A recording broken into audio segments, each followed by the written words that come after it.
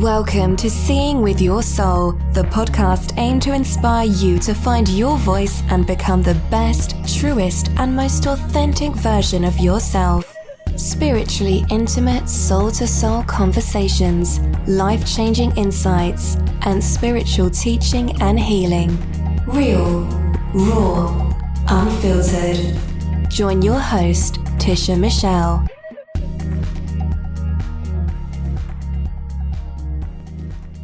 Give yourself permission for something not to work. It just may give you the peace of mind that you really need. Welcome and welcome back to another episode of Seeing with Your Soul with me, Tisha Michelle, as your host. What's up, everyone? So this episode is brought to you by Heal, Align, and Glow Spiritual Retreats, where we offer a respite from the mental and physical intensity of life and help you discover your true authentic self, over limiting beliefs, and find lasting emotional and spiritual healing. Email Tisha at healalignedglow.com for more info on the next retreat, which will be held August 19th in Shenandoah Valley, Virginia. Okay, so in this present moment, would probably say that I'm really grateful for the exercise machine that my aunt just gave me. Yes. You might have heard me a couple of times before throughout some podcasts really talk about, I have no desire to work out. I know that I need to really be doing something, but I just never had a desire to really work out. And I know the desire doesn't necessarily need to be behind working out. It's just like, why do I really need to do this? For one, to be healthy, to be healthier. And if I want to be around for a pretty long time, keep bringing you guys these podcasts. But yeah, I just never really was one to do that. I love to walk. Like I'll walk miles and miles and miles, but just that whole workout thing has just not been my thing. But my aunt and it was funny because she sent me a text. She's like, hey, do you want my exercise machine? And it just came out of air quotes over here, random. And I was like, yeah. So she sent me a picture of it and I had no clue how you do it, but just the fact that I was going to have this exercise machine in my place, I'm like, okay, no excuse. Maybe you can just get on it every now and then or whatever. So I just got it from her. And I was like, oh, so it kind of does. I don't even know how to really even describe it. It does for like your legs and your arms and like your thighs and even like your stomach. So it's pretty cool. And I'm like, you know what? I can do this. I can do 25 of them. Just do it in the morning so that I'm moving my body because I like to start my mornings off by moving my body in that sense. And then on the first day, I said I was going to do 25. I ended up doing 100 and I broke them down. I was like, go me. So I'm super grateful for that because for one, it was abundance, right? It was gifted to me. And I can say that it came out of the blue, but I already been talking about needing and wanting to get in a little better, a better shape and start really taking care of my health because I've been having some issues with the lupus flaring up. So lots of inflammation throughout my body. So I got to really start taking this a lot more serious in some areas in there. So I'm very, very, very grateful and thankful for her gifting that machine to me because it was more than for her. She said it's because her knee is messed up. So, and it puts too much pressure on her knee and she has a different machine. So for her, it was like, oh, hey, I can just get rid of this and to like not throw it out or anything of that sense. But for me, it was so, so, so much more. So I'm very, very grateful. All right, guys. So now it is your turn. Unless you are driving, don't do this. I want you guys to close your eyes and just let's get a little grounded. And I want you to take a nice deep breath and you're just going to breathe in through your nose.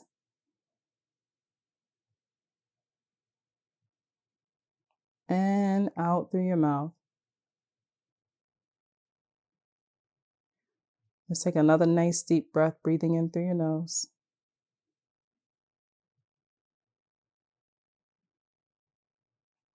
And out through your mouth. All right, guys, one more nice deep breath, breathing in through your nose.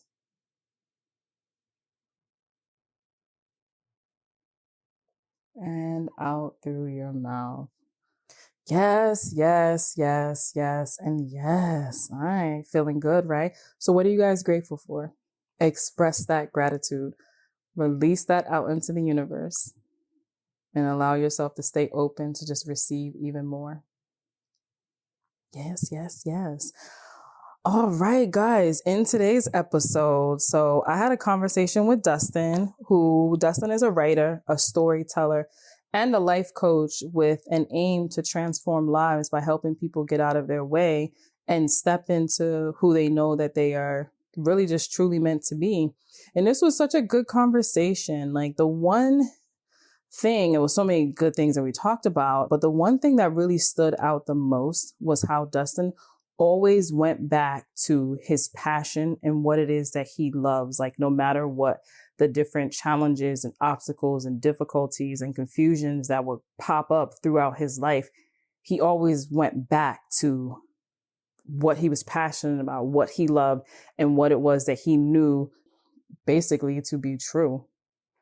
And that just really, really stood out because there's so much of that where we tend to sometimes overthink or overcomplicate or air quotes again, feel stuck. And it's like, because sometimes you think like, well, no, it's not that because that's just too easy. Right. But sometimes it is. Actually, most of the time it is that thing that we think is just like so easy and like, no, that's not going to make a difference. But in actuality, like that is the thing that ends up being missing like throughout our life. So it's like taking it back to what it is that you're passionate about and what it is that you love. So yeah. I hope you guys enjoy the conversation. Well, welcome to Seeing with Your Soul. Thank you. I'm thank so happy you. to have you. So happy to have you on here and joining on this conversation. However, before we get started, I have this question that I ask everybody that's a guest on the show is, in this present moment, what are you grateful for? I'm grateful for being here, just here with the capital H, like physically, mentally, energetically. It's really been a beautiful journey thus far. And to be in this point on this platform, when before there was a time when the idea of speaking in front of people just would make my throat close up, so I feel good that I've made it to this point. Oh, I love that. I love that. And thank you for sharing that. It's like, I think sometimes we overlook that. We overlook like where we were to like where we're at because we're already seeking and looking for like the future, that we forget about like, man, back at the one point, I wouldn't even speak because that throat chakra was closed. Mm-hmm. And then start having conversations or you say yes to an opportunity or something. And then like, you're still looking because you're like, oh, I'm not where I want to be or where I feel like I should be. Then it's like, wait a minute, take a moment and look like where you're at right now and like look around and see like the level of the growth. That's why I love that question, like in this present moment, like what are you grateful for? Because it does give you that opportunity to just stop and really reflect. Mm-hmm. Like really, really reflect and say like, man, Mm-hmm. and I like that with a capital H, right? Yeah, exactly. So, even with you just expressing that, like, I want to hear more about that. But before we get started on that, I think it's super important for people to really like understand like who they're listening to. So like, who are you? Like, tell me like when you say like here, so how did you get here? What was your journey like? And you can take it back to who you were living with, your family, and catch us up. Gotcha. So I'm Dustin Dewenn. I come from a family that moved to Virginia from New York. There wasn't many of us. There was just my mom, aunt, uncle, their kids, my sister, grandmother. And my grandmother was an artist. So she moved to Virginia because she loved the mountains, like when the leaves would change color in the fall and things like that. And she was trying to get out of New York. So the family transplanted down here and it was just us. We was living in the country, wasn't really a whole lot of other people around. And it was just a house full of love constantly. It was really up to 5 years old, just a great environment to be in, plenty of room to play. I was the oldest boy out of the 4 younger children. So it was me, 2 girls and another boy. So I was kind of like, quote unquote, the leader of that tribe. I really took pride in making everyone laugh and telling jokes and things like that. But when I was 5, I moved to the city of Roanoke, Virginia, where it's a smaller city and a lot of people are related. If they're not related, then their families know each other and things. So I was put into this environment where I was faced with being other. Not only was I not somebody that they were used to seeing, but I was also a fair-skinned, freckle-faced, red-headed Black boy. So I went from knowing who I was and being a son, a brother, a cousin, a grandson, a nephew. And I turned into Carrot Top and the guy that doesn't really talk that much, and albino, which I took offense with because I'm not albino, not because there's anything wrong with that, but it was just it's not who you were. Yeah. Right, exactly. So suddenly I was in this environment. I was like, whoa, I'm not who I thought at least I was led to believe I wasn't who I thought I was.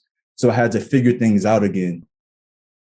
And from there, like as I got older, my ego really just started using my soul as a punching bag, because a lot of the things that I loved and took pride in as a child started to get poked at, and I started to get told that it wasn't cool or that it wasn't this and that, So I had to fight through that.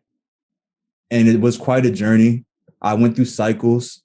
I got closer back to myself in high school. I had a mentor. Shout out to Mr. Nichols, one of the best teachers, well, probably the best teacher I've ever had in my life. He really instilled that sense of leadership in me and rekindled me with my inner wisdom and pushed me. And I went off to school, and then the cycle started again, because again, I was put into a situation where I was out of place and I had to refine myself.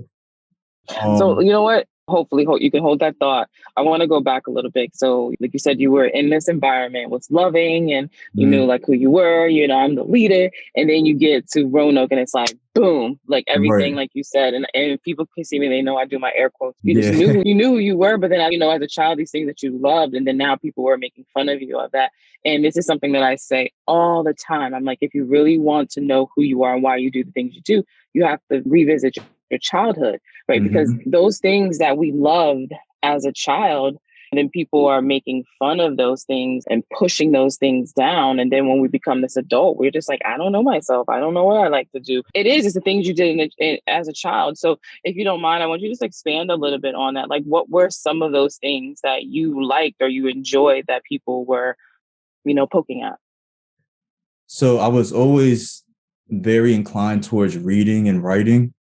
I was around, like, my uncle was an amazing storyteller.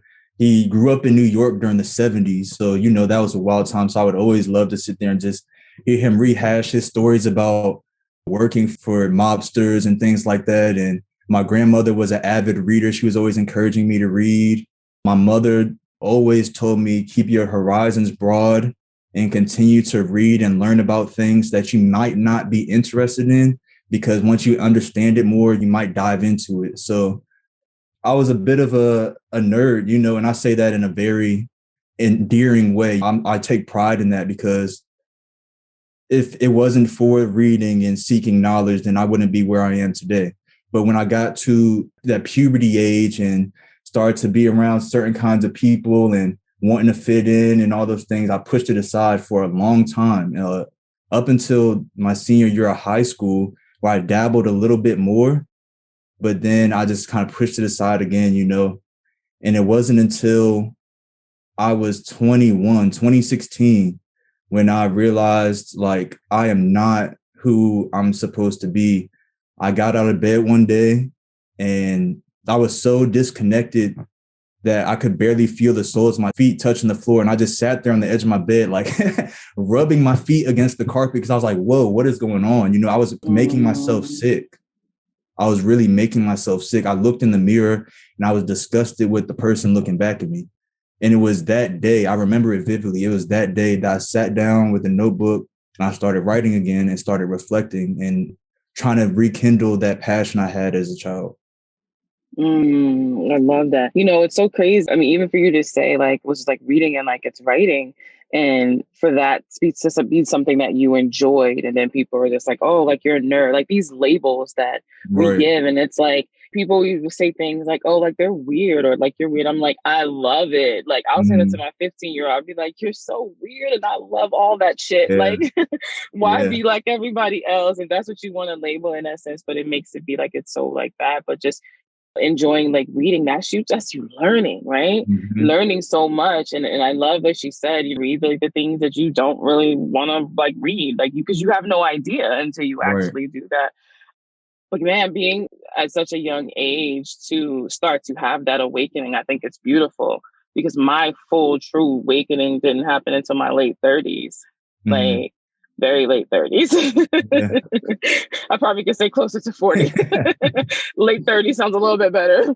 But yeah, my late 30s. But I love how when you looked into the mirror and you said, it's like, oh, I was just really disgusted with the person looking back. But instead of being so hard on yourself, you went back to what you knew and what you loved. Right. And was like, wait a minute, we're going to make this shift. And this shift is not going to be me beating myself up, about Mm-hmm. things. It's like, no, let me go back to what I know and what I love. And I think that's so beautiful. And I Mm-hmm. want like so many people to just take that time out and really think about it, like check in this present moment, right? Like, what are you grateful for? How it is that you're feeling? And are you doing the things that you once loved? And going back into there. So, okay, so you go and you start writing and you start reflecting. Share with us some of your reflections. What were some of the things that was coming up for you? Well, I remember early on, pride was like the thing, because like I said, I was quote unquote the leader of my tribe when it was just me and my cousins. And when I got knocked out of that and I started to see there was quote unquote bigger and badder than me, it was like, oh, nah, this ain't cool. Like, I need to get back to being the top dog. That ego, especially male ego, flare ups real easily. So my pride was putting me in situations where I was acting out of alignment with my higher nature. I was making decisions that I knew was not in my best interest, but my ego was telling my soul, we don't have time for what you're talking about and what you have going on. We're doing this. And the beautiful part about that is like, my soul just took it. It was just like, okay. It was like, okay, we can go down this road. I'm not going to leave you. I'm right here. We're going to walk down this road and we're going to see how far you get. But when you need me, I'm here. It was like that little brother and the big brother. Like the little brother gets mad at the big brother. He's punching on him and things. And the big brother just standing there, letting him get his frustration out. That's what I went through for a significant, I can't even want to say like 10 years, I guess, or close to. Mm-hmm. So yeah, because when you start puberty around 11, 21, yeah. So about 10 years, I was going through that transition of trying to figure out who I was in this world and dealing with people. And there's nothing wrong with this. Everybody has their own journey, but being around people that weren't raised in love, they were raised in survival. That was new to me. I had to get adjusted to that, because where I'm coming from, places where I'm not necessarily going out of my way to insult somebody or make somebody feel small. And it was happening to me. And I was like, whoa. And I remember just talking about it is bringing back up a lot, but I remember one day, it was middle school, and I never had an issue. Like if somebody asked me for help or anything, like I was smart. So if somebody asked to see answers on a test or something like that, I didn't care. Like I truly, genuinely didn't care. I was like, here, just don't get me caught. But this one time, this girl asked me, she was like, hey, can I have some of your candy? And I had some gummies or something. I was like, I don't care, sure. And I was giving her some, and I heard her whisper to another girl, hey, yeah, you can ask Dustin anything and he'll do it for you, blah, blah, blah. It's basically saying I'm a pushover. It was that day. And when I heard her say that, I looked her in her eyes, took the candy over to the trash can and dumped it all out. That was my problem, because I was hurting myself because I didn't get any more candy, but I wanted to show her like, nah, you got the wrong one. Like I'm over here trying to do something nice for you, and I'm being taken advantage of. And I wasn't. And from then on now, I continued that pattern, and it continued to get worse and worse until I got to the point, like, I don't know, I started coping in the worst ways, started drinking a lot, started smoking a lot. The one thing that kept me grounded that I'm grateful for is that my home that I come from, my family that I come from, continues to have that love. So that kept me grounded. Yeah. Thank you for sharing that story. And it's interesting, like you said, man, some things are coming up as we're having this conversation. And the reason being is because it's meant to be released now. It's been sent away with love, right? Because a lot of times, like these certain situations that happen in our life will end up shaping it at that moment, changing, and we change from that. And what happens is in our subconscious mind, that story is there. So we're staying in that loop, and we're in Mhm. the loop, we're in the loop. And then you don't even really think about it. And then all of a sudden, boom, one day that memory pops up, and it's because now it's ready to be released so you can get out of Right. that loop, right? In Mhm. there. So, so I said, thank you for sharing that. Yes, it's so easy to allow something that someone says or does to change the way that we are.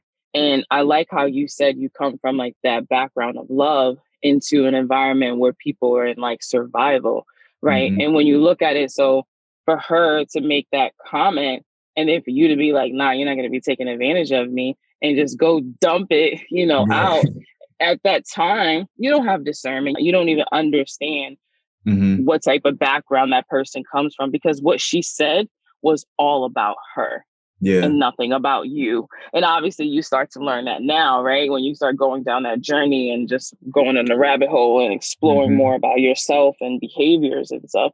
But yeah, but that's how it is. It could be something just like that simple, that you hear someone says that just makes it like snap. And then you start to change from the loving person that you are.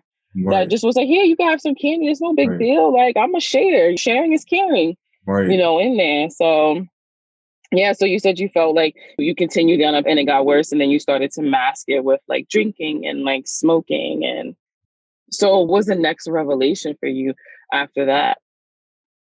Well, when I sat there and started to reflect and started to journal again, I started to become aware of the patterns that I was in, and where things were coming from and what I was missing. And a large part of what I was missing is I loved to tell stories, even back, like I said, telling my cousin stories and just making them laugh and things. I loved that. So I switched my major at Old Dominion University from finance, which I really did not like. I was doing it because I wanted to make money. And it made Mm-hmm. sense to go into finance to make money. I failed accounting 3 times because it's like learning another language with numbers. It's not my cup Yeah. of tea. But I switched to creative writing. And the day that I went to do it, I was terrified because I was like, I felt this deep shame about it. Like, oh man, I'm a failure. Like, I'm not going to make any money with creative writing, da, da, da. All this stuff was going through my head while I was still taking action to make that decision. Mm. And I went to my advisor, my financial advisor in the finance school. And I told him, I was like, I was kind of shamefaced about going there. I was like, yeah, I think, I want to change my major to creative writing because this is not working for me. And I was projecting the idea that I was going to get like chastised by him for it, or he was going to tell me I'm making a terrible decision or whatever. But he looked at me, he smiled, he said, look, if you don't like it now, you damn sure are not going to like it in 30 years. So I say, go for it, change your major. And that was just like, whoa. Wow, yes. It was just like a deep breath out, like, oh, like, I don't know, it's just that extra validation, like, look, it's Yeah. okay. I was beating myself so much over it, and it ended up going really well. Like after that, everything in my life just started to shift tremendously. Mm-mm-mm. I love that, because what I'm hearing is when you were going through situations of transformation, you always went back to what you knew and what you loved. Mm-hmm. And that's the beautiful thing. Like sometimes we make a lot of things so much harder in our life. Like go back to what you love. What do you Right. like? What do you love? And you went back, you kept going back to writing. I think a lot of people like going into like the college thing and picking like their major and stuff. This is of course not everyone. They go off of like, yeah, I'm going to make money in this, right? I'm going to make a lot of money in this. And then they're miserable. Right. And I think it also goes back to like for you where you said like feeling like a failure to go into like creative writing, because what's that thing? The starving artist. Right. Exactly. Society put that foolishness in our head to make us feel like we're not going to, there's no way you're going to make money doing the things that you love. And I call bullshit. Right. Yeah, I like to talk. especially and I make a lot of money talking. These days, now that I look around and see how much opportunity has opened up for creatives and creators and generators and all these people that want to shake up the world and put their own spin on the culture, like I'm so glad I made that decision then, because now the doors are just wide open. Oh, absolutely. I like to write, and that's halfway the truth. I like to write. It takes me forever, though. I journal, but if I need to write something or write a blog for someone's thing, it takes me forever. When I'm done, I'm like, damn, that was good. but that took me Yeah. way too goddamn long. That was ridiculous. Too much Yeah. stress and all those things added into me. And then people such as yourself, it's just like a natural thing. And I'm like, why am I over here forcing this? You know, and that's how I was led to have you write the copy for, you know, the Tag Network. And it's Yeah. like, yeah, let me just let Right. people, that's their thing. That's y'all thing. Like, and then, yeah, people are, I know a lot of copywriters and they're getting paid a lot of money to write the emails and the blogs and the ads and the stuff. And it's just like, who said the artist Right. can't make money? Please, Yeah. that's your creativity. That's when you're really like the highest connecting to sources, when you're in that creative flow and yours happens to be writing. And even when you say, if you're not even the thing that you love to do, it could be just like playing the guitar or laying outside. Like, I just love to be outside in the sun. You're like, yeah, I'm not making no money. But when you're doing the things that you love, it creates so much space for other opportunities and things that are in alignment with like who you are to come to you, because you're doing things that you love. And that's a higher level of this frequency, of this vibration, versus being in a job or whatever, being around people that you really like. I don't really like them. Like, why are you there? Like, why are you with them? Why are you going there? Doing these things that we just don't like. And so I love that when I hear the theme of your transitions, it's like when you were in those moments, you're like, man, let me go back. And you went back to what it is that you love and what it is that you like. And that's when you start so much more clarity about yourself and like where you're headed, where you want to head. I was just going to say, that's the thing about writing. You know, you put your thoughts down on paper and they become tangible. We spend so much time chasing our thoughts in our head. We have those thought patterns, those negative thought patterns, and we're just ruminating and we can't seem to grasp the root of the problem. It's like, have you ever played Luigi's Mansion, or have you ever, do you know what game that is? I know what game it is. Yeah. Yeah. Like, it's like we have that vacuum and we're sucking up the ghosts and we're catching them and we put them in a space like, okay, now I got you and I can really deal with it. And that's what writing has been for me. And it's just been a foundational thing too. It's been a platform because from my writing, I've discovered so many other inclinations and things that I want to aspire towards and work on. And it really has been a godsend to have gone back to. So what are some of those things that have sparked for you? Directing and production. Like, now that I've studied screenwriting and things for some time and I watch TV now and watch movies, I've even had people say, you know, I don't even like watching TV with you anymore, because I'll sit there and I'll be watching something. I'm like, whoa, that writing was crazy. Like, you know, just making small judgments like, that plot was really weak, or, you know, little things I'm catching on to now because I have an eye for it. It just takes the experience to a whole new level, you know? It's like if you're a cook and you're eating food and you can taste all the different flavors, it's a whole different experience of eating than if you just were somebody that had no culinary experience. Yeah, no, I've definitely seen some people like do that in their different like professions and stuff. And I'd be like, you just gonna pick at everything, huh? Yeah, exactly. I try to keep it to myself the best I can now, though. Sometimes it's hard.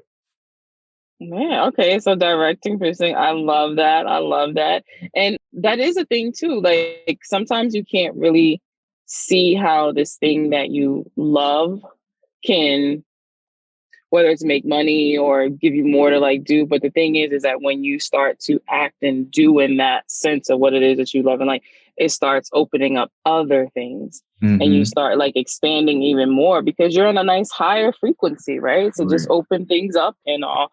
I remember this was quite a few years ago. So my actual full awakening, well, we have a lot of awakenings, but that catalyst was my best friend died in 2017. So it was 2018 when it really hit. But I want to say it was probably about maybe 6 or 7 years before then. I've always been going through the thing like, I don't want to work this job. I don't know what I want to do though. And I remember asking one of my cousins, like my female cousin, and I said to her, I said, okay, what am I good at? Because, you know, sometimes you got to get outside of your shit. And you ask someone, and she's a writer too, right? She's not doing it like as a profession. But she writes so well.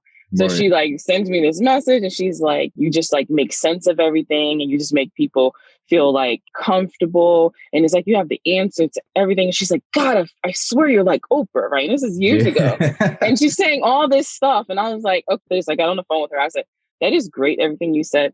but how the hell do I make fucking money off of that? How do I make money off of talking to people? That makes talking to people. That makes no sense at all. Right. So I remember getting on this, doing like one of these little like tests. And I was like answering these questions and I was putting in like things that she said, you know, and that I've also heard from other people. And this thing pops up and it says, oh, you would make a great life coach. I'm like, what the fuck is a life coach? Yeah. And I was like, I need to get my shit together. How am I going to be a life coach for someone? This is stupid. It was well about its time. So then found this like 2 years ago, I found where I put on the computer, I was like, I'm going to be a coach and I'm going to be helping people, ... And I looked at it, I said, oh shit, I said this years ago. I didn't even know what that was. But in that moment, I'm like, yeah, that's great what you're saying. Basically, what you're saying is that I'm really good at like talking to people. How do I make money? That don't make no sense. It's stupid. And now I make money talking to people. And it's a beautiful thing because it is. One of the things that I've started to live by and really try to ingrain in myself is making money is cool, but what's more important to me is how I make the money. I recently decided to step into life coaching myself because I've always had an inclination towards wanting to better myself, and that translated into wanting to better other people. And just like you, like I was thinking about it and I was doing a program called Life Book, and I was, walking my family through the process and got really excited about seeing all of their transformations and things. And I just continued to present these kind of different ideas to people that we weren't taught in school about how to take care of your energetic body and take care of your mental health and things like that.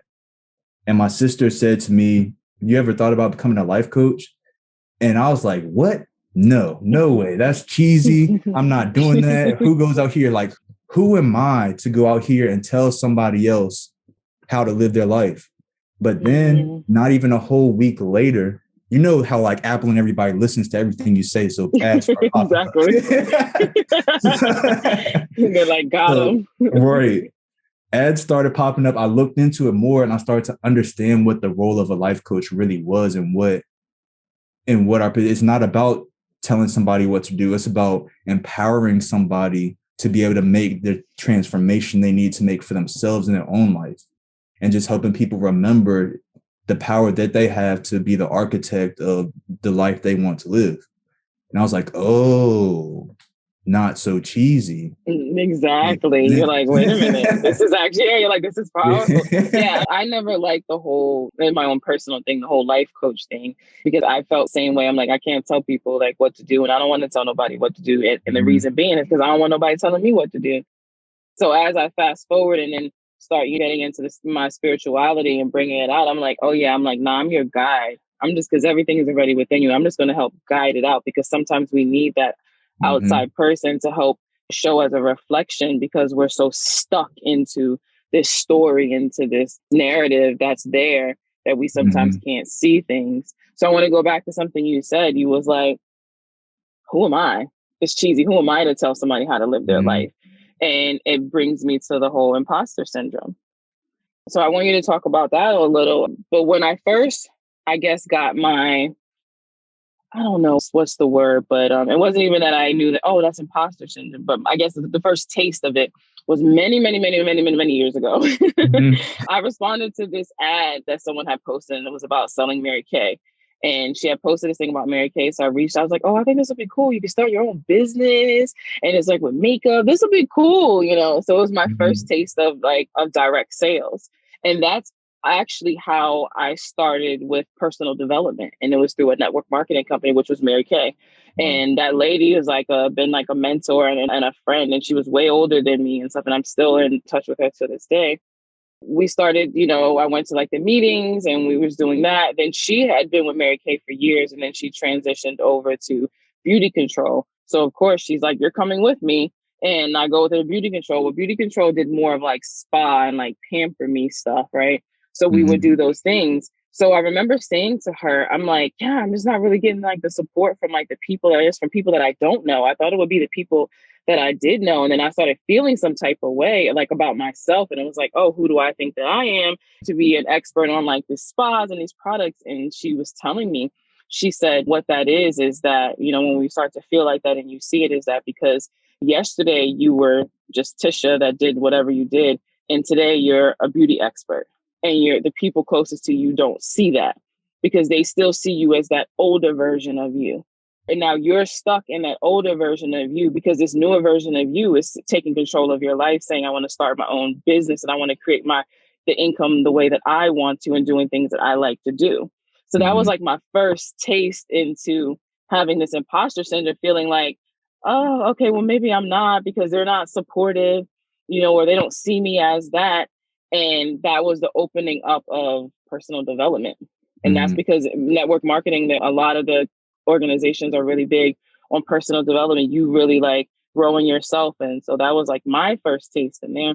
So I want to go back to, again, with you saying that. So what was your experience or if with imposter syndrome? It goes all the way back to what I was talking about before. I was in the new space.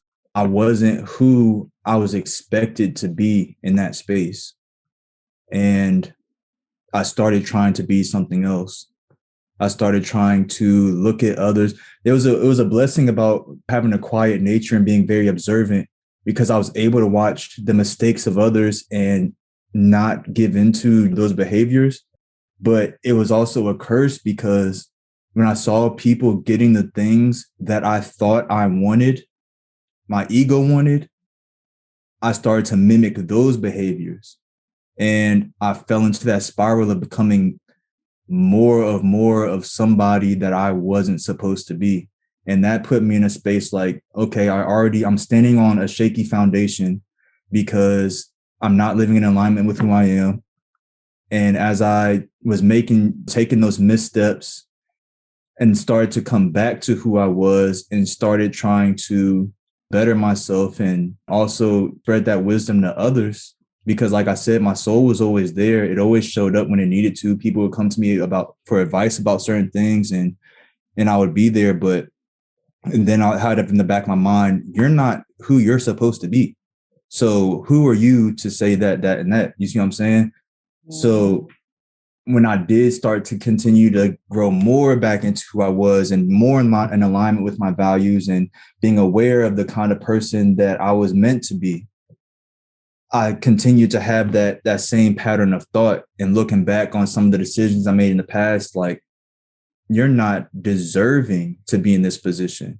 And then feeling like my story was like, I came from a house full of love. I didn't come from a house that was rough and tumble and, a whole bunch of hardship. Like my mom and my aunt and uncle, like they did an amazing job of keeping us completely ignorant of any hardship. And it was a blessing. It was really a blessing because I have that thing to go back to in my mind. But when I'm trying to help people that have gone through that hardship, it's like, who are you to do that? You haven't gone through this, that, and the third at home, or you didn't have to deal with this abusive situation thing. And it's like, I could see that too, because like I always say, like experience is the greatest teacher. And for me, the way that I teach is through experience. So, and then even with you, you're like, yeah, I haven't experienced that, but you did experience the foundation of love, which is what a lot of people are lacking in that sense from there. So you get to bring that forward and to be able to bring that piece into there. So it's easy to just be like, oh my gosh, as an imposter, I can't like help you in that sense. But you have a strong foundation of love because that was the household and that's what you were raised on. And then also the piece of going back to what it is that you love and keeping with that, even though you may go through some years and stray away from it, but you kept going back to it. So those are two strong pieces that you get to bring to people. And because that is something that you did experience, Right. So in the beginning of the conversation, when I asked you what you were grateful for, and you spoke about before you wouldn't like speak because of like that throat chakra being tight, like you are just flowing, like just flowing, so I love that you embraced that and that you actually said yes to the opportunity of coming on Seeing with Your Soul. So how did that make you feel like in between like the days leading up to this conversation? So something interesting, because that message I had sent you to ask you that question that led to this opportunity, I had been trying to send that message for days. Wow. It was just like past situations where it was a knowing. It was like, when you send this message, something's going to come up that you might not be prepared for, but you got to do it anyway. So I was just procrastinating.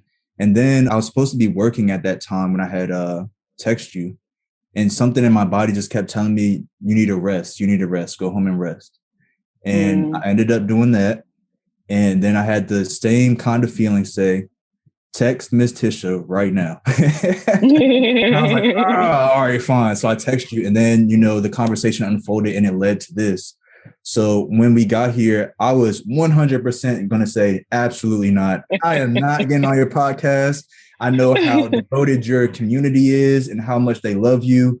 And I do not have the things that they need to hear on that podcast. But as we continue to talk, I was like, okay, if I'm going to be a coach, I'm guiding people and getting out of their own way, then I need to walk my talk. I need to get out of my own way and take this opportunity, because it is something that I do want to do. When I look into my future 10 years from now, I see that Dustin doing tons of podcasts and tons of speaking engagements and things, So I have to start taking the steps now to get there. If I continue to block off those opportunities, that's just telling the universe, oh, you don't want it then. Absolutely. And I don't want those doors to close up. I don't want those wells to dry. Absolutely. I'm glad you said yes. I'm glad you sent the message. It's so funny because I be teasing, I be telling people, I'm like, if you come up and, you're reaching out to me and coming up in this space, be prepared to meet yourself, because that's how I'm like a catalyst, right?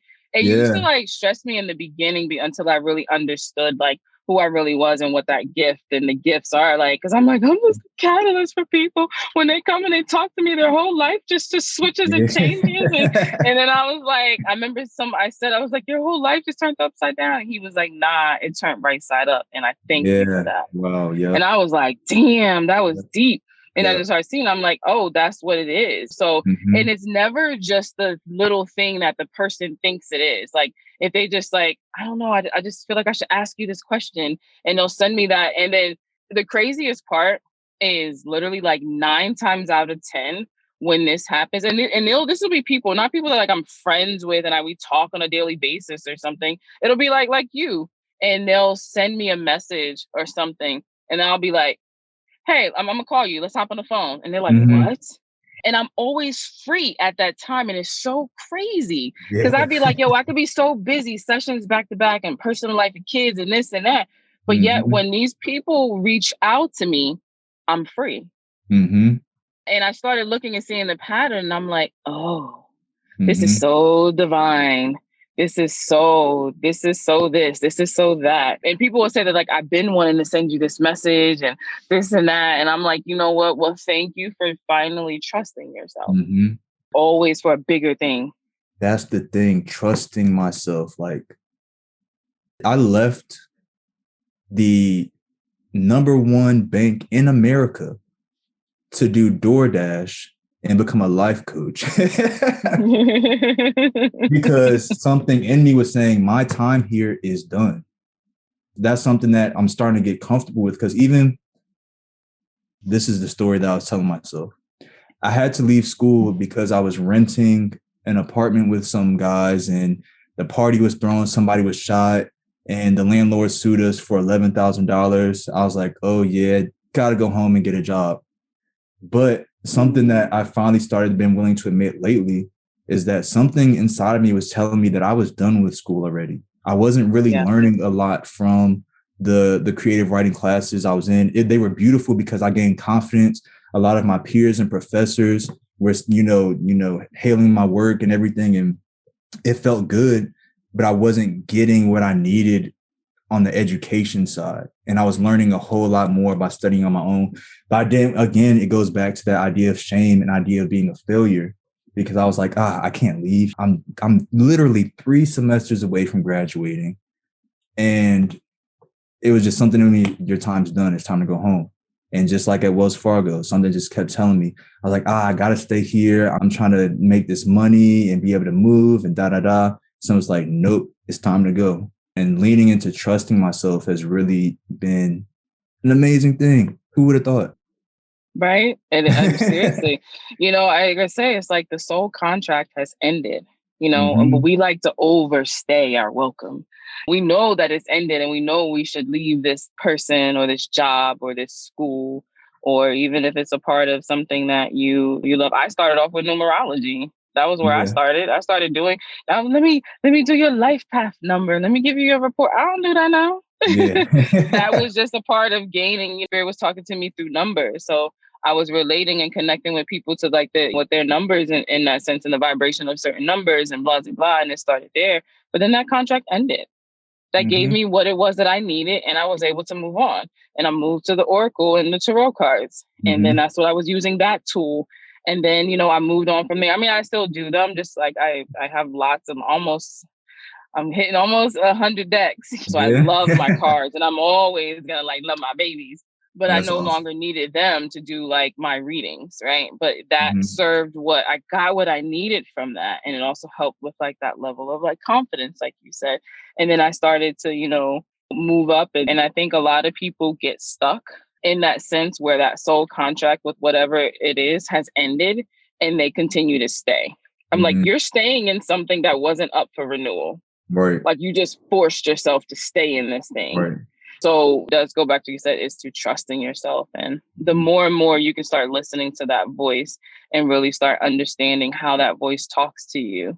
And when it's your higher self or whatever people will call it, is talking to you, and just trust, even though it makes no logical sense. So like in your mind, like leaving from working at a bank at Wells Fargo, like you're good to go DoorDash and to do life coaching. You're like, there's nothing logical that makes sense about this at all. At all. Yeah. Right. But that's when you know to absolutely do that thing, is when it doesn't make any logical sense. But you just have that feeling that you should do this. That is your intuition. And your intuition is ahead of the game. So you're going to be good. You might not feel like it like right now, but you're going to be good. Like that's the thing. So I love when I get those feelings of those things drop in and I'm like, oh shit, it's about to be on and popping. Like take me back a little. I had to really build a rapport with myself again after being gone for so long. One thing that I've learned about storytelling too, and how closely storytelling mimics the human experience. It always starts off with a story. They're in there with a hero. They're in their normal world. Then something happens. They get knocked out of their normal world and they get separated from a piece of who they are. And they have to go through the journey of hitting their head against the wall until their limiting beliefs become empowering beliefs. They have a self-realization and they step into who they were meant to be once again. And then they get that thing that they're going after, something better. So I've gone down that path and I've gotten to this point, and it's like the empowering beliefs are coming in. I had to build the rapport. So it was a process of showing up every day, continuing to seek out my education, even though I was no longer in school, and committing to that and holding myself accountable, writing stories and committing to that and holding myself accountable, starting a meditation practice that will be 2 years on July 20th. And I have not skipped a day, and committing to that and holding myself accountable, wanting to do a Skillshare class that is a writing class, but it's really a self-improvement class because of the links that I made between life and storytelling, and committing to that and holding myself accountable. So it's just that pattern. Like once I continued to show up for myself and prove to myself that I was willing to do the things necessary to make sure that I'm good mentally, physically, spiritually, it gave me the confidence to leave Wells Fargo. It's like, I'm going to take this step. Now I can trust myself to do the things necessary to get to where I'm trying to go. And that is so, so beautiful. But congrats on that 2 year strong. Let's go. Yeah. Let's go. Aside from journaling and reflecting and becoming aware of my patterns, it has been the most transformative thing, not just committing to the practice itself, but committing to myself, to my own improvement. And it was another one of those situations where I just knew, because I was committing to learning about storytelling, which led into learning about directing. I took an online class by a director named David Lynch, and he kept talking about this thing called consciousness. And I knew what consciousness was. Like I knew like we all have a consciousness, and I heard little things about like consciousness and it being the fabric of our existence, yada, that didn't really mean anything to me. But when I got to the end of the class, he started talking about this thing called transcendental meditation.